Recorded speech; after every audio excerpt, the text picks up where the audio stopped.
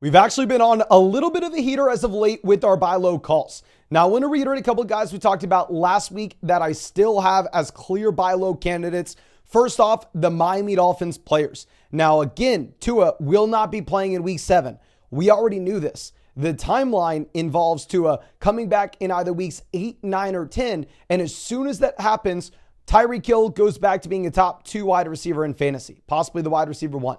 Jalen Waddle goes back to being a low-end wide receiver 1, high-end wide receiver 2, must-start guy every single week. Devante Adams goes back to being a mid RB1 in fantasy football. So if you can still buy these guys in the cheap before people start talking about, hey, Tua's going to come back, then I still would. The next guy would still buy low, but honestly, with the reports that came out today, it's probably a little bit too late. If you can go get Cooper Kupp, I would. I do want to remind you, what we saw back week 1 for a fully healthy Cooper Kupp is this man dropped 32 fantasy points. Puka Nacua will not be practicing this week. It looks like Puka is still going to be out for quite some time, and Cooper Kupp is going to get run here as the alpha wide receiver in Los Angeles, seeing pretty much every single target going back to week 1 where he had 14 receptions off of 21 freaking targets.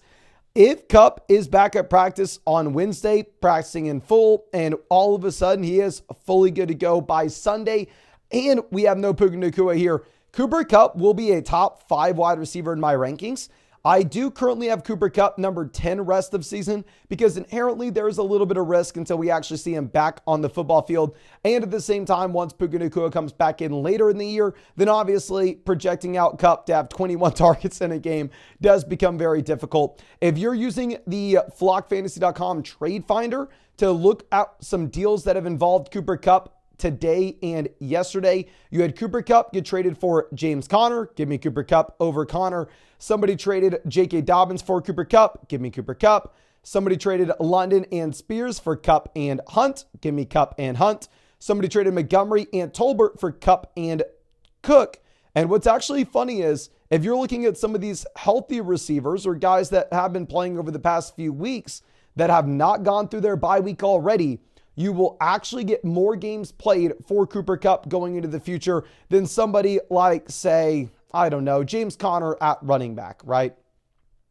Now, going over to somebody we had as a buy low candidate last week, I will reiterate, he is a clear buy low candidate this week as well, will be Brian Robinson. Super brief, Brian Robinson has established himself as the locked and loaded RB1 here for Washington while healthy. This Commanders offense has proven to be one of the best offenses in the NFL.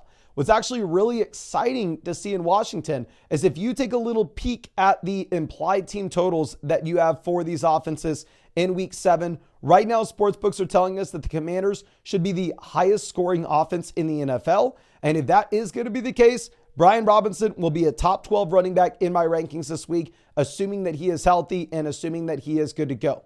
So that will be something to be on the lookout for. Once Brian Robinson and Austin Eckler are both healthy in this offense, I would imagine that the Jeremy McNichols usage just kind of goes away. And in the fully healthy games that Brian Robinson's played so far this year, you've seen 18, 14, 10, and 20 fantasy points.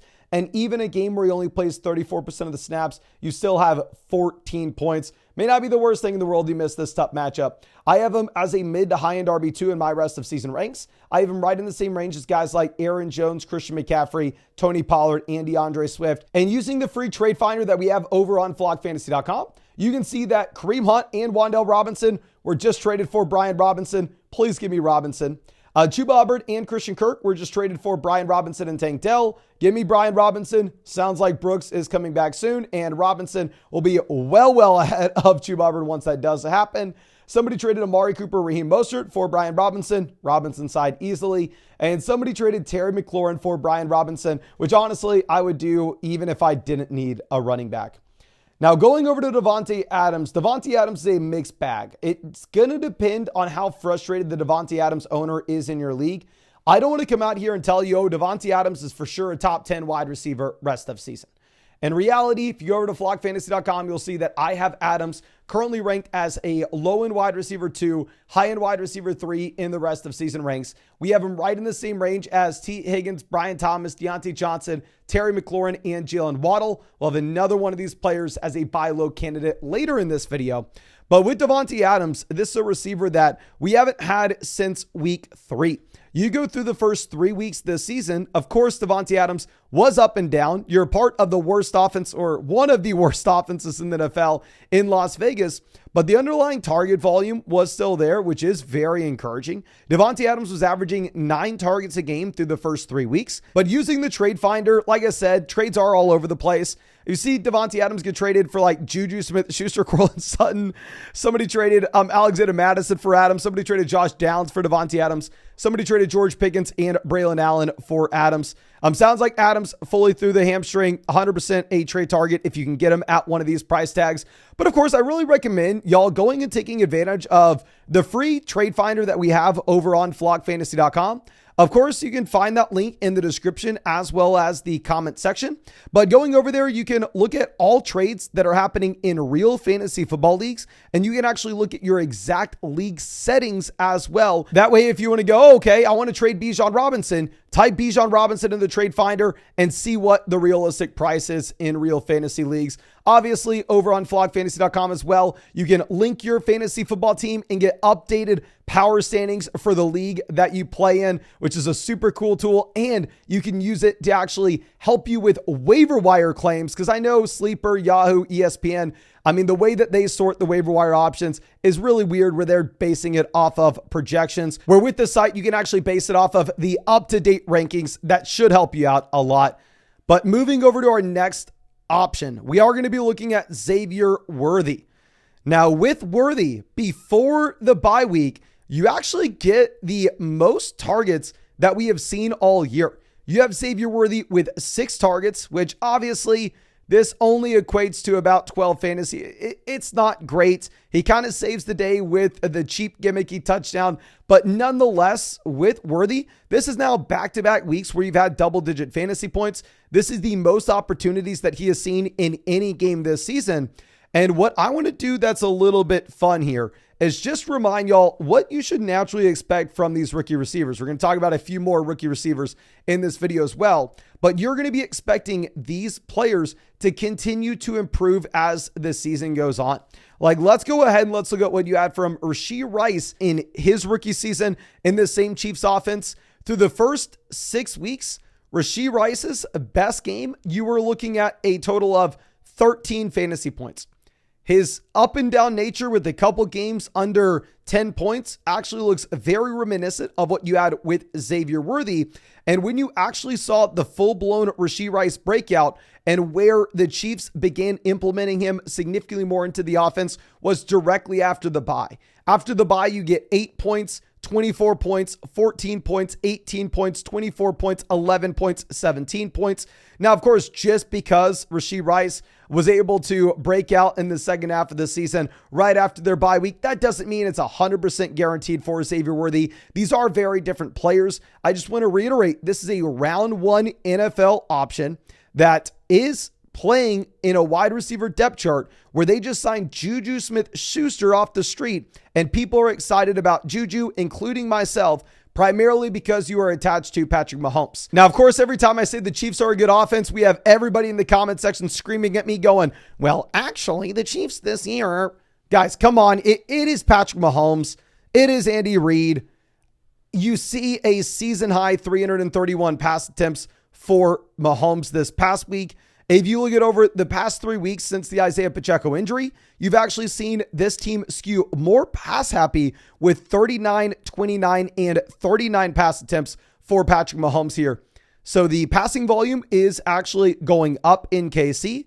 The wide receiver competition is going down. We have the long track record of rookie receivers being better in the second half of their rookie season instead of the first half. We've already had the flashes from Xavier Worthy, and you have the most targets of his entire season so far this year in week 5. I know we had him as the sell high candidate back in week 1 against the Baltimore Ravens, but this is a very, very different scenario, and his price points come down a ton.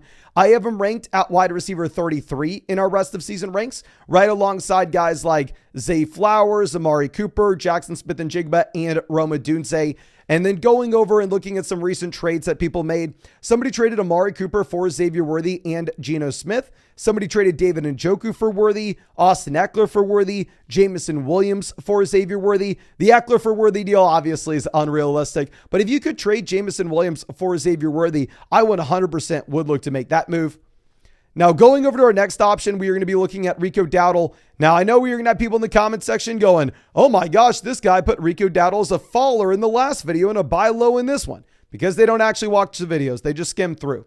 But anyway, if you are looking at Rico Dowdle here, this is a running back that, yes, face planted against the Detroit Lions, where the Dallas Cowboys looked horrendous and Rico Dowdle only played 28% of the snaps. And at the same time, we had the red flag of, if this Dallas Cowboys team gets behind, you are possibly going to have them just have no running back out there on the field. That is still very much a concern.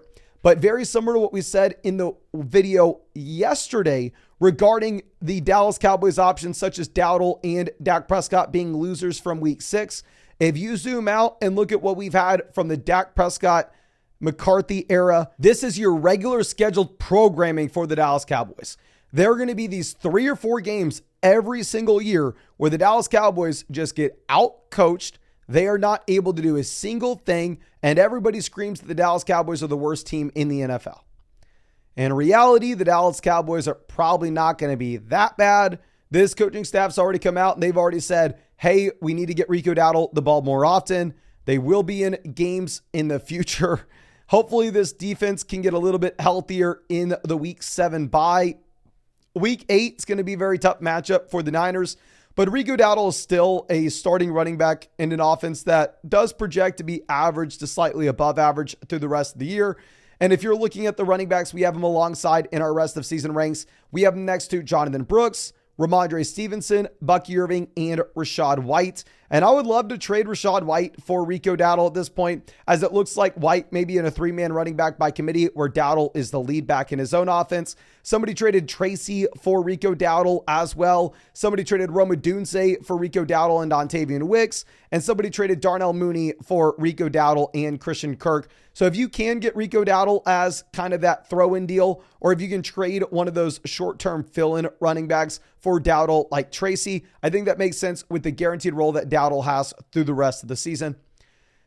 Now, Marvin Harrison Jr. may be the best buy in fantasy football right now. Now, I honestly thought that there's no way we could buy Harrison. I thought that nobody was going to be panicking because of a concussion. But in the comment section, I have seen a bunch of people acting like the sky is falling because they just got 0 points from Marvin Harrison. I hate to come through and burst bubbles here, but if your player only plays 8 snaps and then leaves the game due to a concussion at wide receiver, yes, there's a very real possibility that that player scored 0 points for you. Going into the future, does this mean that we need to be worried about Harrison missing a bunch of time? No. There's a very real chance that Marvin Harrison is able to just come back against the Chargers as if nothing happened. Maybe he misses a week. Maybe he misses 2 weeks like Malik Neighbors.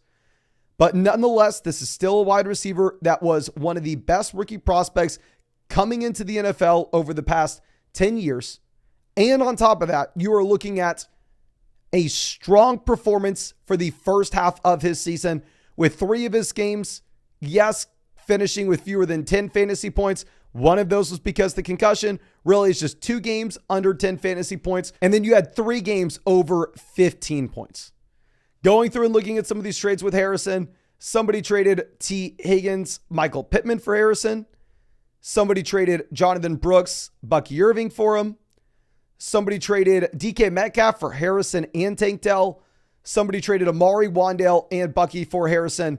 I still have Harrison ranked as a high-end wide receiver 2, low-end wide receiver 1 in my rankings rest of season. I still think that this is someone that you should be looking to play every week while healthy.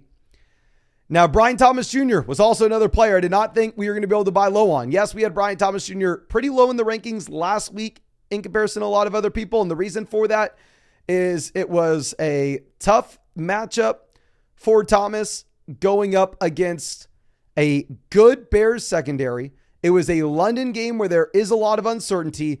and Evan Ingram coming back in was going to skew some of the targets away from Kirk and Thomas.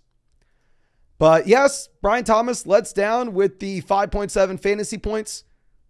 He's right there to score a touchdown at the end of the game. I mean, if that touchdown does end up happening, then all of a sudden, nobody here is worried about Brian Thomas. If you take a step backwards, the still receiver where you've had 4 weeks over 10 fantasy points. This is only his second week under 10 points, and the previous low was 9.8. He's still a top 24 wide receiver for me rest of season. The Jags offense is probably bad, which is what's going to keep him from being a wide receiver 1 in fantasy, even if it looks like he has the talent profile to be just that. Some trades people sent Ladd McConkey, Bucky Irving for Brian Thomas, Isaiah Pacheco, Jordan Whittington for Brian Thomas, Zay Flowers for Brian Thomas, Bucky Irving. I'd rather have Brian Thomas over Zay Flowers straight up. And somebody traded Jamison Williams for Brian Thomas as well, which I really like that deal. But again, please, if you made any trades this week, let me know in the comment section. And if you need to use this trade finder tool to make any deals yourself, I would highly recommend going over to flogfantasy.com. It's completely free. You can play around with it. Definitely link your league on the My Teams page with flogfantasy.com. That's going to make everything on the site so much easier for you. And that's completely free. And you can see the updated power rankings. But yeah, I really do appreciate you. I'm going to leave that link to the site in both the description and the comment section. And I really hope I get to see you out with the live stream later tonight.